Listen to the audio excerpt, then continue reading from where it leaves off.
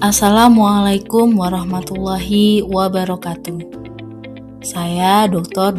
Maiti Ardiana, spesialis jantung dan pembuluh darah, subspesialis prevensi dan rehabilitasi kardiovaskular konsultan Magister Hukum dari Divisi Prevensi dan Rehabilitasi Kardiovaskuler RSUD Dr. Sutomo, Surabaya.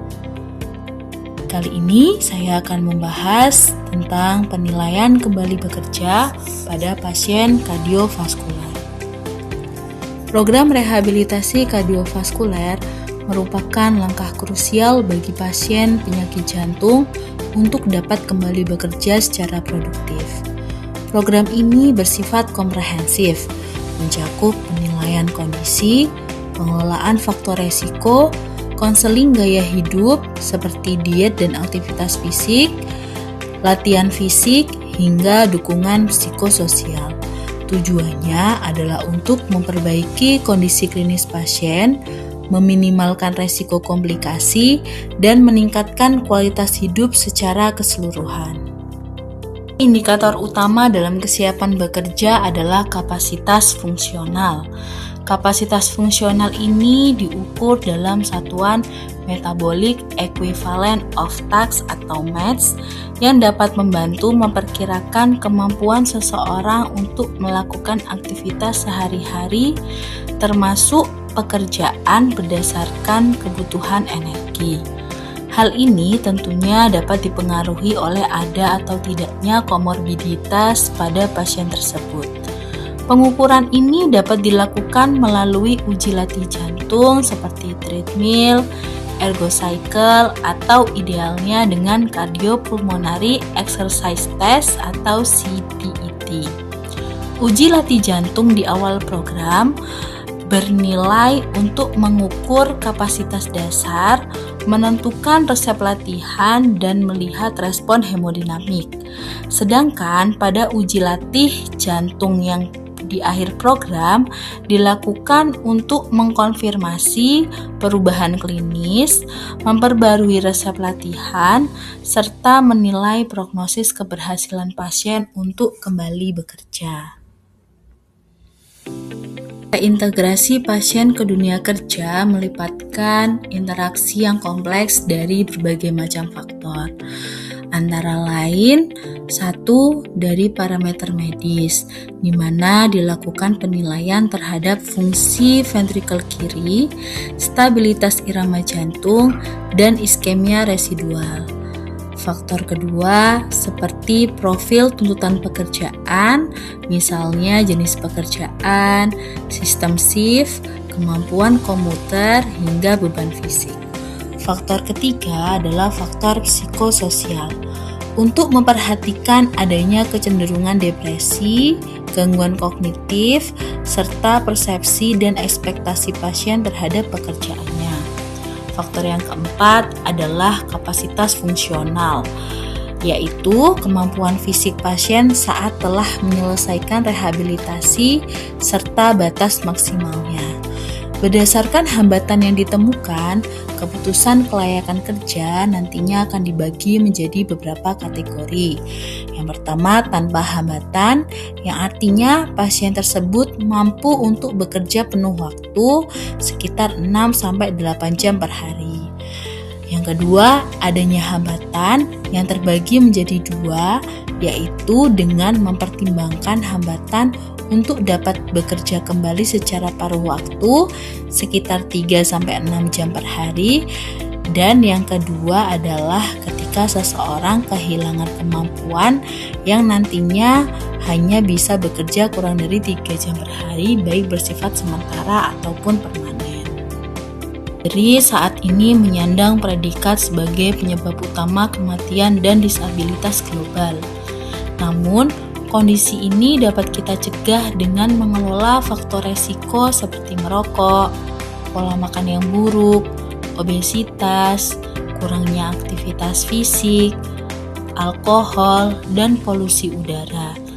Istilah disabilitas dapat diartikan sebagai ketidakmampuan untuk terlibat dalam aktivitas fisik yang menguntungkan karena alasan fisik atau mental yang dapat ditentukan secara medis, yang dapat diperkirakan mengakibatkan kematian, atau yang telah berlangsung, atau diperkirakan akan berlangsung untuk jangka waktu minimal 12 bulan. Dalam usaha untuk mencapai tujuan program rehabilitasi ini, diperlukan kerjasama dari berbagai tenaga profesional, seperti dokter spesialis jantung, spesialis kedokteran fisik dan rehabilitasi, dokter spesialis gizi medik, dokter umum, psikolog, perawat, fisioterapis terlatih, ahli terapi okupasi, dan penyuluh kesehatan.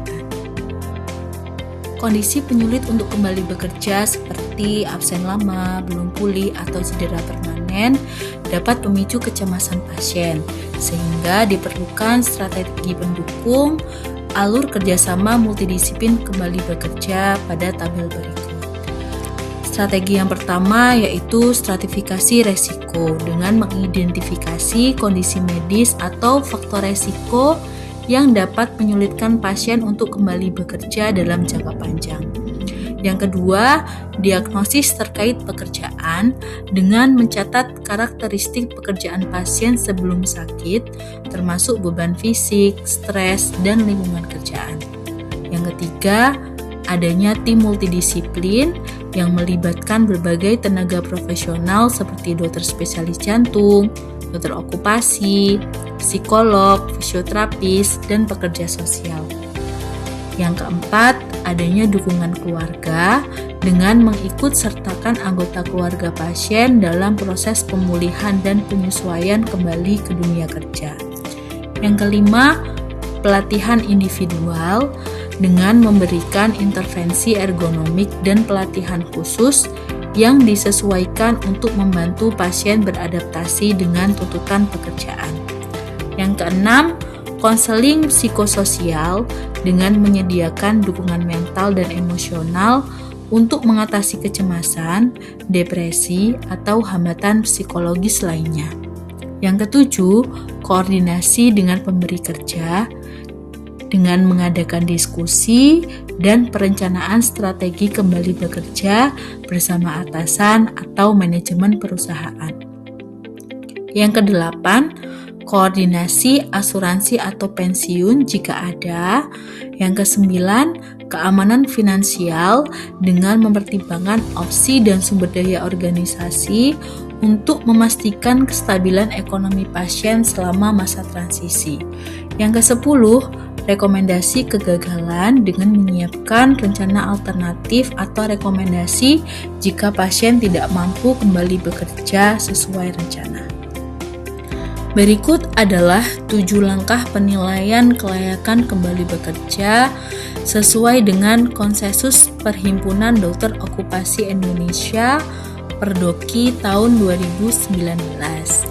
Di antaranya adalah yang pertama, analisis uraian tugas pekerjaan, di mana kita harus pahami secara detail mengenai rutinitas harian, lingkungan atau lokasi kerja, pola kerja pasien seperti shift dan jam kerja, dan materi atau alat yang digunakan. Informasi ini bisa didapatkan melalui wawancara dengan pekerja, atasan, dan observasi langsung di tempat kerja. Yang kedua adalah identifikasi tuntutan pekerjaan. Kita tentukan aspek-aspek yang harus dipenuhi oleh pekerja seperti tuntutan fisik, misalnya mengangkat beban, atau motorik dengan gerakan repetitif. Kemudian mengenai lingkungan kerja, misalnya adakah paparan suhu ekstrim, organisasi seperti kerja tim, dan mental seperti tingkat stres pekerjaan. Yang ketiga adalah evaluasi kondisi medis saat ini. Nilai status kesehatan pekerja untuk memastikan kesesuaian dengan tuntutan pekerjaan. Pertimbangkan pendapat dokter terkait potensi efek samping obat, dan faktor resiko kesehatan lainnya yang mungkin dapat mempengaruhi kemampuan kerja. Yang keempat, penetapan status kecacatan. Tentukan apakah pekerja mengalami impairment, di mana adanya defek anatomis atau fisiologis seperti kerusakan organ, disability, terdapat keterbatasan dalam melakukan aktivitas tertentu akibat impairment, atau handicap, yaitu kesulitan dalam menjalankan peran sosial atau pekerjaan akibat disability. Yang kelima adalah identifikasi resiko potensial. Kenali potensi resiko kesehatan atau lingkungan kerja yang dapat membahayakan diri pekerja, rekan kerja, atau lingkungan sekitarnya. Ini termasuk resiko yang bisa memperburuk kondisi medis pekerja. Yang keenam, pertimbangan toleransi dan penyesuaian. Diskusikan dan sepakati batasan atau keterbatasan yang dimiliki oleh pekerja. Tentukan apakah pekerja dapat kembali bekerja tanpa penyesuaian sehingga kembali bekerja seperti biasa dengan modifikasi pekerjaan di mana terdapat perubahan tugas, jam kerja atau lingkungan, atau dialihkan ke pekerjaan lain jika kondisi kesehatan tidak memungkinkan untuk kembali ke pekerjaan semula. Yang ketujuh adalah keputusan kelayakan kerja. Berdasarkan seluruh informasi yang terkumpul, dibuatlah keputusan final mengenai kelayakan pekerja untuk kembali bekerja. Hasil keputusan dapat berupa fit to work, artinya layak bekerja tanpa batasan, fit with note, artinya layak bekerja dengan catatan atau rekomendasi penyesuaian, temporary, unfit, yaitu tidak layak bekerja untuk sementara waktu, atau not fit to work yang artinya tidak layak bekerja sama sekali. Berikut adalah tabel mengenai alur kerjasama multidisiplin penilaian kelayakan untuk kembali bekerja. Setiap temuan dalam langkah-langkah ini memiliki implikasi penting, mulai dari menjadi dasar kesesuaian kerja, mencocokkan kondisi medis dengan beban tugas, hingga nantinya menentukan skema adaptasi kerja yang aman bagi pasien.